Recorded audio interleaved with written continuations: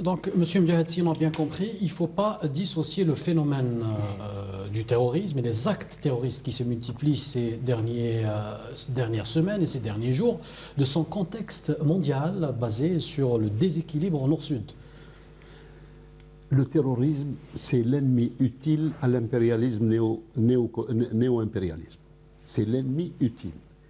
Il l'a créé, il l'a engendré, et si on prend le rôle des acteurs, si on prend le rôle du régime saoudien, du régime qatari, de la Turquie, dans l'endoctrinement de ces jeunes, qui les a formés, qui les a armés, qui les a guidés. Dernièrement, il y a 10 jours à peu près, Ban Ki-moon déclare qu'Israël soutient les rebelles syriens et il a accueilli plus de 1000 blessés dans ses hôpitaux.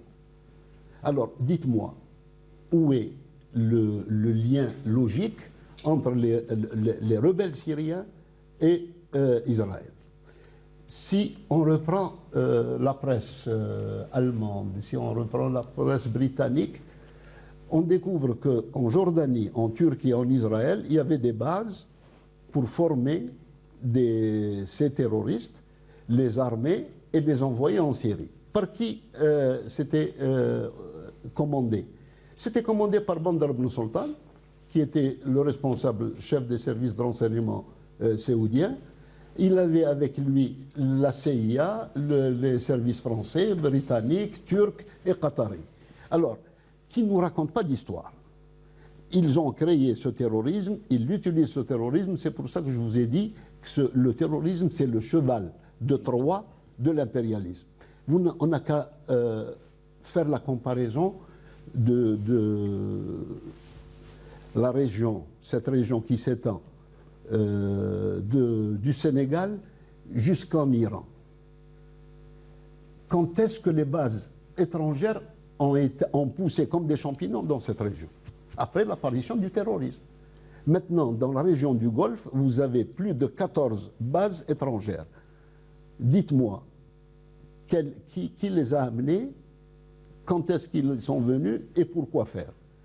Ça veut dire qu'on ne peut pas dissocier celui qui forme et qui forge les esprits, celui qui forme militairement, celui qui finance et celui qui appuie. Ceux qui veulent lutter contre le terrorisme, ils n'ont qu'à assécher les sources d'approvisionnement du terrorisme, ils n'ont qu'à dévoiler et mettre à nu ceux qui recrutent et qui endoctrinent nos jeunes et qui empoisonnent leur esprit.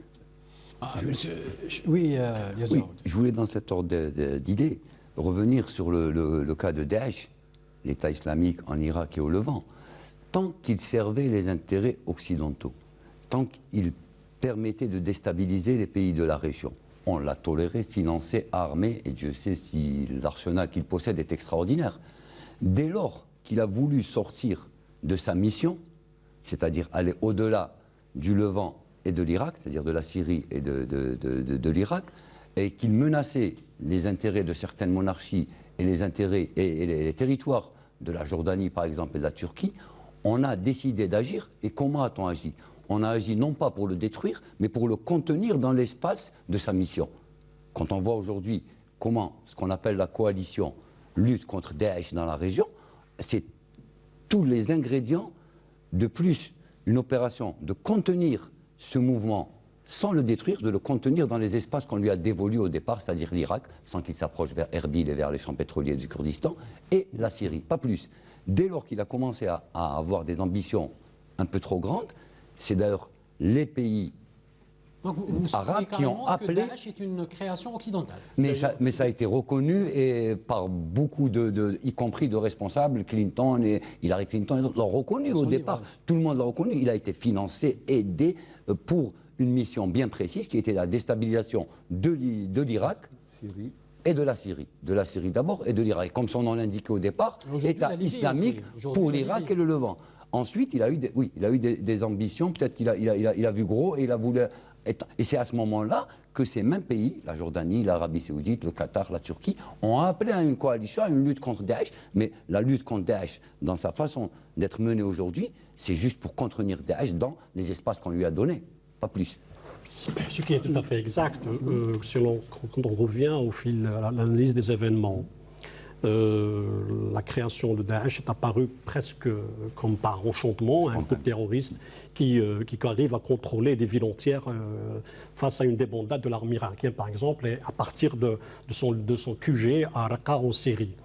Au départ, c'était ça. C'était le principe que le Raqqa, que le Daesh, le rôle de Daesh était de la poursuite de la destruction de la Syrie. Mais en même temps, il y a d'autres groupes qui sont actifs en Syrie. Il y a Jabhat al-Nusra, il y a le Front islamique. Tous ces groupes-là, groupuscules-là, sont pratiquement qui correspondent à qui reflètent des atermoiements ou bien des intérêts entre les puissants. La création de Qatar, le Front islamique, création de l'Arabie Saoudite, Daesh, c'est presque celui qui devait mettre tout le monde d'accord, mais avec sa puissance de feu. Donc, mais attention, il faudrait se rappeler aussi, il n'y a pas que cette région-là, comme l'a souligné M. Mjahid, il y a d'autres régions. Prenons par exemple l'organisation Boko Haram, qui depuis 2002 en Nigeria est en train de sévir sans que personne, aucune... Dans une région pétrolifère. Oui, bien évidemment. Boko Haram, depuis 2002, il est actif dans la région, il fait des massacres. Pourquoi? Pour la simple et unique raison, pour rebondir sur ce que m'a dit M. Mjahid, c'est le fait que ce pays-là, le Nigeria, a conclu des accords avec la Chine.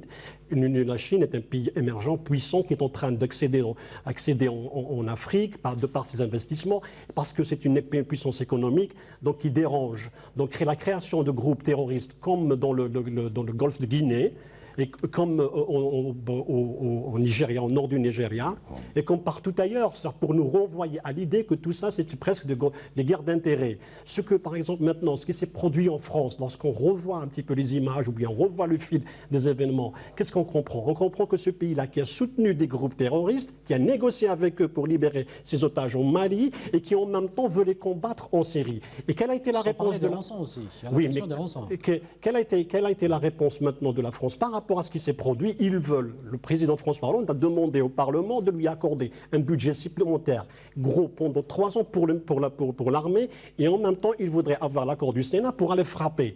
Vous voyez un petit peu donc pourquoi la Syrie doit payer. Pourquoi vous voyez un petit peu, l'Algérie actuellement est ceinturée par 3 conflits, et si on ajoute le 3 conflits plus celui du Sahara occidental, si on ajoute maintenant comment dirais-je, une exacerbation de la tension en Libye, ça va se répercuter sur la stabilité de toute la région.